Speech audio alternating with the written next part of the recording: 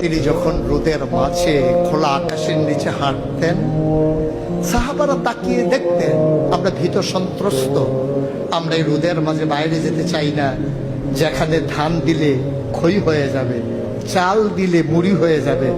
প্রচন্ড গরমের মাঝে তিনি হাঁটেন কেমনে? অবাক বিশ্বে উপরের দিকে তাকিয়ে দেখতেন নবী হেঁটে যায়, আর নবীর মাথার উপরে একটা মেঘের টুকরা ছায়া হয়ে হয়ে পাশে পাশে যায়। এবড়ো থেবড়ো পাথরগুলোর উপর দিয়ে আমার নবী যখন হাঁটতেন, পাথরের কোনা বের হওয়া পাথরে সবাই হাঁটতে ভয় পেতেন, অথচ নবী সেই এবড়ো থেবড়ো পাথরের উপর দিয়ে হেঁটে যেতেন। তারা চিন্তা করতেন নবীর কদমের নিচে এই শক্ত পাথর পড়লে উনি কি ব্যথা পান না? পরীক্ষা করার জন্যে পেছনে পেছনে অনেকেই দৌড়াতেন।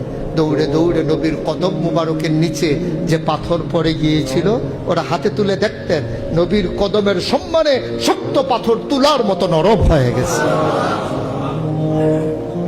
এ নবী আমার নবী, এ নবী আপনার নবী, এ নবী আমাদের নবী।